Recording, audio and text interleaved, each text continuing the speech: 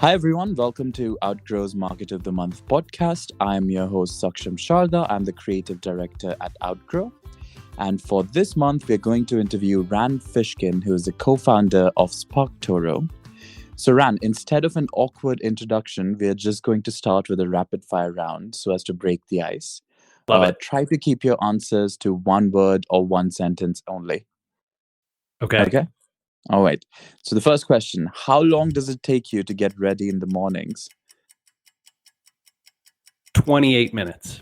That was precise. What's your middle name? Rand. Rand Fishkin.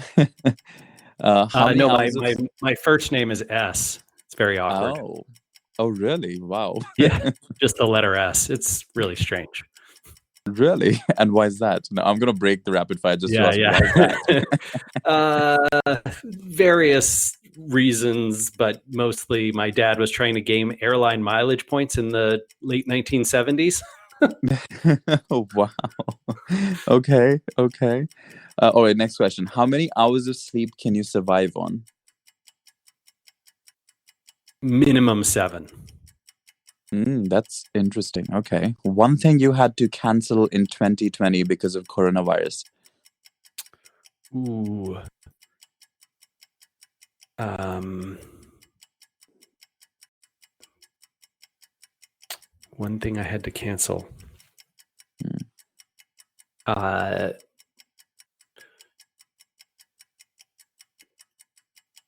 Apoliticism. That's wow. That was deep. You took us really far down. Okay, sure. What do you do when you're angry? Either I tweet or I stew. Okay, pick one. Neil Patel or Gary Vaynerchuk? No, thank you. Okay, the biggest mistake of your career? Stepping down as CEO from Moz. Oh, okay. Giving presents or getting presents? Oh, giving presents. For sure, me too. How many cups of coffee do you drink per day? 1, but it is a large espresso maker. Okay. And the most valuable skill you've learned in life? Kindness. That's interesting. Okay. How many tabs do you have open on your browser? As few as possible. 4 right now. Okay. Fill in the blank. An upcoming marketing trend is blank. Episodic content. Oh, okay. And finally, your favorite Tiger King character? I've never seen the show. I'm sorry. Okay. All right, that's the end of the rapid fire round, but those were some very interesting answers that we're obviously just gonna put in tweets. Yeah, let's do it. All right, so the bigger questions now. Let's actually start from scratch. Let's start with the name. How did you come up with the name SparkToro? What does it represent to you? Yeah, so we had a bunch of criteria around our naming convention, and I would actually encourage other marketers or entrepreneurs who are starting things to do this. One of the big ones was we wanted 0 Google search results for the name when we started.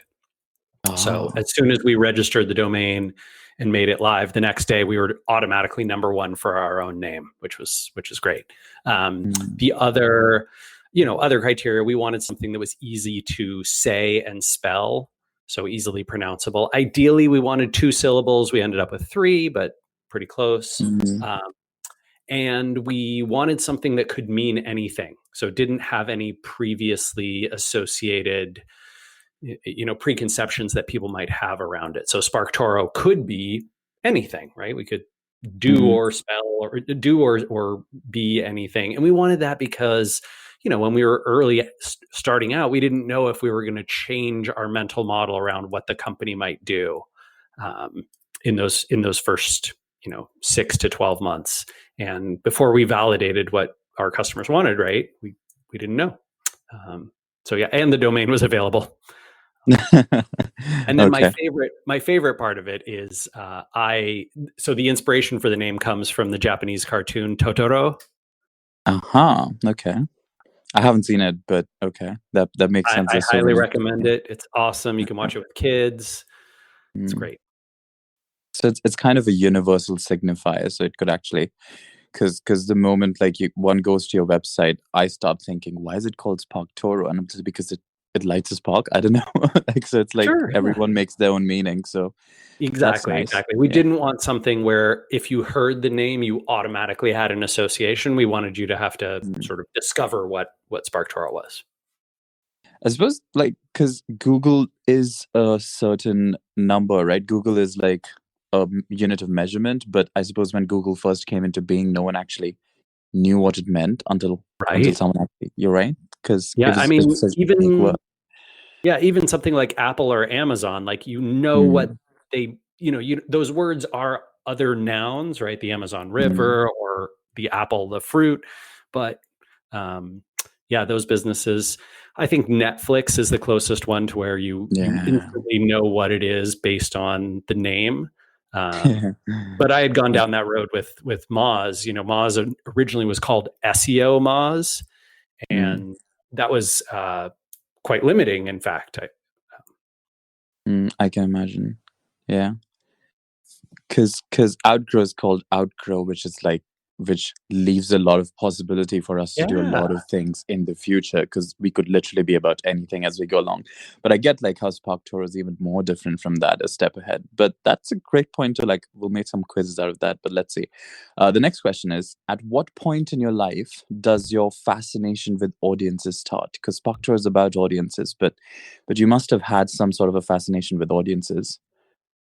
Oh yeah, I think my entire adult life, right? Once I Mm, started building websites, which was even in at the end of high school and into early college, right? I mm, wanted to know more about the people who were visiting those websites and how to make the website more successful for the people who, contracted me to build them. And then I wanted to understand how we could get more traffic to them, which is how I got into SEO. And then it was about understanding those audiences and figuring out, how do I go reach them in places that might not be Google. um, mm. and so yeah, it's been I suppose a almost lifelong interest. Okay. All right. That's interesting. The next question is, how do you identify new ways to source traffic and new avenues or areas to market in? Yeah, I mean, I'm sure, Saksham, you do this at Outgrow, right? You try and get a deep understanding of who the audience is that you're targeting, right? Who are we trying Mm, to attract to this website, to this campaign, to this idea? And then you want to go discover, based on who those people are, you want to go discover the publications, communities, social accounts, YouTube channels, podcasts, events, all that kind of stuff, right? That they listen to, watch, follow, read. Um, and this is exactly what SparkToro does, right? mm, If you I'm sure you've run a few searches, right? It's free to run some searches, but you can go and basically type in like, yeah, I want to see what electrical engineers in the UK listen to. mm, I want to see what fiction authors in California are reading. I want to know what websites are popular with architects in Canada. And SparkToro tells you that based on our database of tens of millions of social and web profiles. Yeah, for sure. Okay. The next question is, what do you define yourself as? A marketer, an entrepreneur, a businessman? What's the term you would use? Gosh, I generally use founder, which I think is Mm, similar to entrepreneur. I am a marketer, absolutely. Businessman, I don't know. It sounds kind of like I should be doing yeah. coke in the 80s. So I don't know. In a bathroom on Wall Street, I'm not. I don't feel like a businessman, Okay. Yeah, that makes sense. I was right? It's going to like say how because words yeah. get different words get these different associations with them. Yeah, for sure. And over time they change, the associations Right. as well. So, but when you say founder, it's more, again, like saying SparkToro. It's like more open to what you can do once you're a founder, because you can do many things. Then I suppose Yeah, that's a it's good point. yeah. Hmm. What do you mean by when you say? Because I went through your bio on the website. You say you want to make SparkToro a great company, but by your own peculiar standards. What are these standards? Um, so I am looking for a company that is very conscientious about the way that it participates in the world, right? About who it helps and how it helps them, about how it hopefully makes the world better. And by that I mean, in particular, SparkToro's goal is to help small and medium businesses, new businesses, early stage companies, small and medium agencies and consultants. I want those businesses to be able to grow more effectively, to target their audiences more effectively. And I want them to do that, I hope, through moving away from this exclusive focus on marketing through Facebook and Google. Like I think Facebook and Google's stranglehold duopoly over online Duopoly, yeah, I read that. Yeah. yeah, like I'm not into that, right? I think that's a negative thing for the world. I think it's bad for the economy. I think it's bad for, Mm, if you're into macroeconomics, right? You know that generally monopoly power and a few companies owning all the wealth and influence is a really bad thing. And I think it has been really bad for innovation. I think Facebook and Google more so than Facebook, but they were incredibly innovative the first like 10 to 15 years of life when they were competing. And mm, that that has not continued, right? Like we don't see there's not these incredible, amazing products like Google Maps and Google's Google Earth, the Google Earth project, and mm. stuff like that. It's gotten to be really about how do we add people to clicking on our ads more and more, and that doesn't excite me. And I also hope that as SparkToro shows marketers other channels and publications and avenues to reach their audiences, my hope is not just that will help those companies and those marketers, but it will also, I hope, help a lot of those publications. Like, how cool would it be if the Outgrow podcast, right, a much more pitched and influential place and like its audience, and instead of, whatever, some, Facebook community, right? I, Mm. I would love to see that. I think that would be spectacular, right? Across the board. So that's what I mean by my own peculiar criteria. And, I also I have high hopes that SparkToro can remain small in terms of the number of people who work on it full time, but large in terms of its influence and in terms of the positive good that it can do, and hopefully also be financially successful. Yeah, that's interesting because I think with the shift in the world power, because we have been reading about for the past few years how the European Union has been challenging these monopolies that American companies have held for a long time. With MasterCard, that was one thing, but they also sued Google, the Commissioner for Competition, who usually goes after them. Right. So it is a marker of the times. So yeah, it makes complete sense. The peculiar standards you have for what you think should be a great company. They shouldn't be peculiar though. I mean, I guess when you wrote that bio. Yeah. Well, I think unfortunately, right, the culture for a long time in the startup world has been kind of this like, oh, become a $1 billion unicorn. And I just have no interest in that. Like Mm, that is very far from what I want to do. Um, I would say too, to your point about the European Union, the crazy part and really the frustrating part to me is Facebook and Google were able to insert enough lobbying power in the EU's regulatory rules that they got GDPR passed in a way that essentially prevents anyone from ever competing fairly against Google and Facebook. Oh, right? really? I had no idea. Yeah. So GDPR, I mean, Facebook and Google sent, tons of reps and funded all these experts and all these studies to essentially make it so that the privacy policy rules, and it's not just GDPR, the California Privacy Act as well does this, essentially means that only the big companies that have already collected all the data, right, Mm, from all of us can keep doing highly targeted advertising. Nobody else will ever be able to enter those markets because nobody else will ever be able to collect that personalized data and store it and use it to serve advertising, et cetera, right? Only Google and Facebook have both the resources and got there before the legislation, right? Built mm, these big networks before the legislation. So really, what GDPR is just a big moat building exercise for Google and Facebook. And it's pretty infuriating. Like if I were a European citizen, even as a non-European, I am infuriated. Like they basically said no European company will ever compete with Google and Facebook. wow. Who writes laws like that? I mean, obviously the people who wrote it didn't understand what they were doing. I mean, the European bureaucracy is legendary, so I have no idea. Like, it probably doesn't trickle down if we don't understand what's happening. But it's interesting, though, because, like, we talk about these monopolies as if they've existed for a long time. But then when we were to look at it, it's just 15 years of Facebook. And for That's it to have gotten so big in 15 years must also, at some point, mean that it might actually not last 15 more years, because its timeline seems pretty short to me. Something that's risen so fast.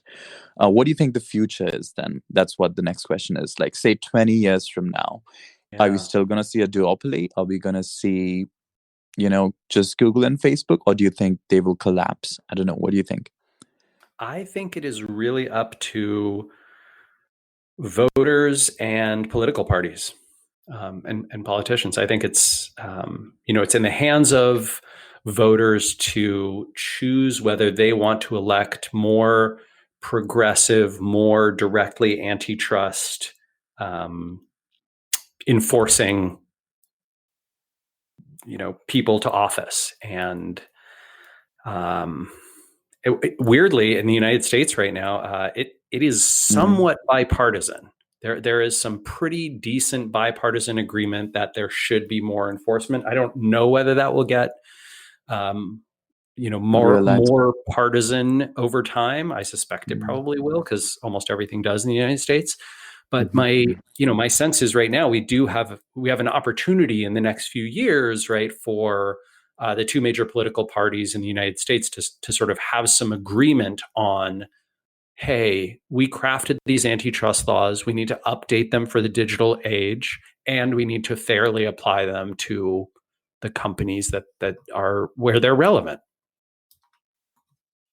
for sure. And I also, I mean, like, I read in the news about them calling again and again to Senate hearings. They called all the monopoly, like Facebook, Google. But I don't know what happened off it. Like, I know it happened. I know the hearing happened, but I don't know what happened after that. Well, so I think the hearing is much more of a sort of public dressing down and then a discovery process, and then the work of applying the law goes to courts and judges and the Justice Department and the attorneys general for the individual states, and there is. My understanding is there's action pending from a number of parties, including the state's attorneys general and the DOJ, and I think there's Mm. some the House Judiciary Committee. All of them are looking into simultaneously, anti-competitive, monopolistic practices. Okay, so what would you say, like, in the current scene? I don't know what to call it. Yeah. What would you say are promising companies that could be alternatives to this duopoly? I'm not saying they have to be companies that are doing the same thing. I'm just saying, what do you see as promising companies from your peculiar standards that you were talking about earlier? So give us some Yeah. examples. So I mean, here's the interesting part, right? The way I see it is what you don't want is, hey, what's an alternative to Facebook and Google? Can I go Mm, advertise on Twitter, or could I go advertise with TikTok? mm, Instead, the way you ideally want to think about it is, what are hundreds or thousands of publications and sources of influence that I could go do marketing on that would have potentially similar or even greater reaches for a lower cost and higher return on investment. It's just going to take me more time to do it. Right. So it's not, my advice is not go look for one platform to replace your Facebook ads. It's go look for dozens and dozens of publications and people and places to, not just advertise, but do more creative kinds of marketing. Pitch to be a guest on a podcast, right? Pitch an op-ed to a newspaper, to a publication, to a magazine, right? Online or off. Go find social accounts that reach your audience and go build relationships with those people so that they're interested in amplifying your announcement, the work that you're doing, et cetera, right? Go find a website that your audience visits, do some co-marketing there, maybe write a guest piece for them. There's just a lot more opportunities under what I sort of term the like content marketing meets digital PR meets outreach umbrella. That I think are way more valuable and interesting than just move your ads from this one platform to this other platform. So it's a lot of groundwork, like that one has to do, like because as opposed to just more, right. It's more sort of research to uncover those sources. But this is what I hope things like SparkToro can help with, right? Because instead of running a big survey and trying to get the audience in there and then account for survey bias and figure out what are all the sources our audience pays attention to, and right, that discovery process can be brutal and it's not generally very accurate. My hope is SparkToro and other audience intelligence tools, there are some out there, can help solve that problem for you in seconds, right? You can just say, oh yeah, I'm trying to target these people or people who care about this, or this publication sent us great traffic. Where do I find more publications like that can send me more great traffic? And I think those types of, if we can effectively solve that problem at scale for a lot of people, then the barrier to entry of that more distributed, more fair, more high ROI, less give the duopoly money sorts of marketing and advertising could become the standard. And crucially, like what you're saying is also that when one looks up, when one does these searches in SparkToro, it's also not just from the objective of targeting the people, but also because you're passionate about that industry. So you actually want to know where these people are, the ones you want to connect with, and you actually want to start a discussion there. So it seems like less commercial and more like, authentic. Trying to connect with the authentic. There you go. Couldn't find the word. Authentic. No, that's exactly right. Like even if you're not going to go advertise in these places or directly do whatever outreach, I think it's still super valuable, especially as a founder and an entrepreneur, right? To go to these communities, go to these publications, go to these people, follow them, pay attention to what they're doing, right? See the words and phrases that they're using, the ways that they describe the problem, the problems that they're talking about, the subjects that are of interest to them. That work, right? Understanding your community, your potential customers is not just great for marketing alone. It's also great for product development and customer development and building better personas and understanding how to, craft creative and craft messages that are going to resonate. I think that's a core part of the early stage research that you should do around any launch or new product or new company. So it's like a two-way kind of relationship because you also contribute to that community that you are finding. So I hope so, yeah. Interesting. Okay, so the next question is, and this is kind of a weird question because the SEO industry has like sprung like again, like it's something like recent. If you were to look at time as like, a bigger thing. What do you think the future of SEO is? I suspect we're going to see sort of a trajectory very similar to what we've seen the last 5 or 10 years, which is sort of increasing maturation, right? So, the early SEO industry was very very immature. I mean that both in terms of individual people's behavior, my own included, right, and the behavior of the community more broadly, and the tactics that were used. We've seen in the last 5 years way less black hat and manipulative stuff, way more embrace of, well, let's get technical things right, and let's get content right, and let's serve your users well, and let's make searchers happier, and let's structure content correctly, all that kind of stuff. So I think that's going to be the direction for a good while. I don't see search going away. So I think SEO and search marketing broadly is going to continue to increase, probably not quite as fast as it's grown the last 6 or 7 years. I think we're going to see that slow down a little bit, just because there's two big forces going on. One, Google is not growing as fast as it was, and that's mostly because there's just not more internet users for Google to capture. They've got whatever 90+% market share around the world, so there's not that many more people to get. Well, there's China. Just kidding. They've never reached that. If the Chinese government stops enforcing Baidu's domination there, the Great Wall of China firewall. Yeah. So I don't know if this is still the case, but I know that when I was in China, gosh, this is a number of years ago now, 2009, 2010, when I did a search. This wasn't true in Hong Kong, but I think we were in Shanghai. And when I was there and I did a search on Google, I got redirected news results. To news results? Google news results? No, Baidu. To Baidu. Oh, to Baidu. Oh, okay. Huh. Yeah, to Baidu's results, right? And this was essentially like a government ISP program. Like if you searched on Google, you got sent to the Baidu results. Like, whoa, hang on. You don't want to search Google. We're sending you over to Baidu. But yeah, so I think that is one force. And then the other is Google themselves is competing with publishers, right? Whereas whatever it is, 9 out of 10 searches 10 years ago resulted in a click. Today, it's less than half of all searches result in a click. So even though Google continues to grow, albeit more slowly than they grew the last 20 years, they are essentially cannibalizing the traffic opportunity for themselves.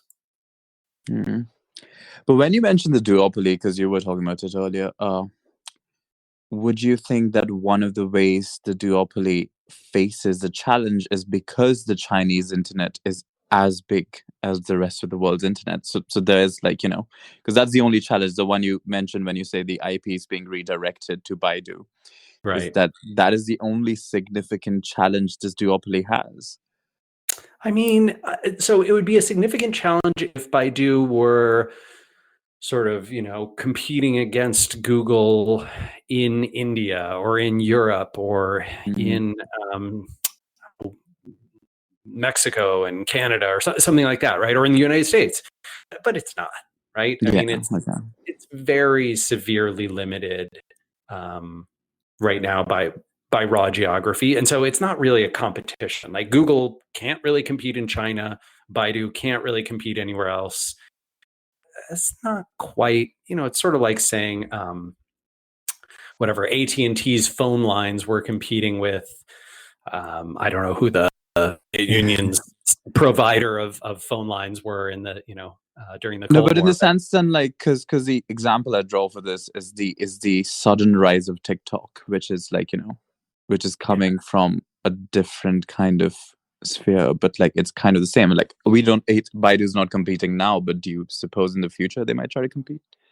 Oh, I'm sure they will keep trying to compete. And I think Google will keep trying to make, an entrance in which, obviously you can see Google's employees very frustrated about the sort of double talk around that. But yeah, as for what's going to happen 20 years from now, I am not going to speculate at all. 20 years ago, it seemed like there were going to be 7 popular web search engines, right? Yeah, things change so fast. Well, there's one thing that the original question, actually, I just changed it. The original question was, where do you see yourself in 20 years from now? Do you think you can answer that?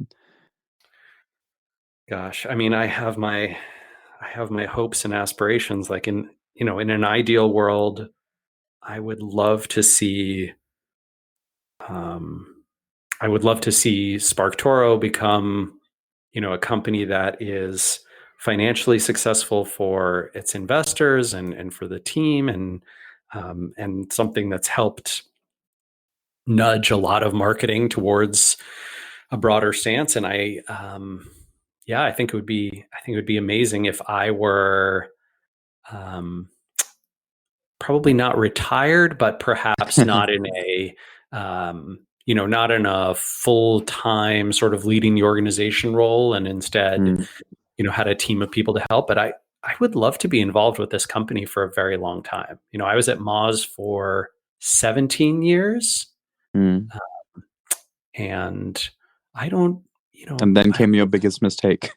Yeah. Well, my biggest mistake came 13 years into that. Okay. But I would love to be with this company for a long time, right? And to see it turn into something positive and successful, especially because it's not venture backed. I would also love to see the model that SparkToro potentially sets be something that other entrepreneurs and founders consider. Okay. So 20 years from now, I hope to join you on this podcast once again too. How wonderful would that be? I'll actually write down the date and I'll set a Google notification if Google exists by 20 we can just do it every 5 years. Like 20 is so long. I mean, like, but it'd be more. But sure, 5 is even better. But 20 would be more historic. But that's the end of the podcast. Thanks everyone for joining us for this month's episode of Outgrow's Market of the Month. That was Rand Fishkin, the co-founder of SparkToro. Thanks for joining us, Rand. My pleasure. Thanks for having me. Do check out SparkToro for more details, and we'll see you once again next month with another Market of the Month. Thanks.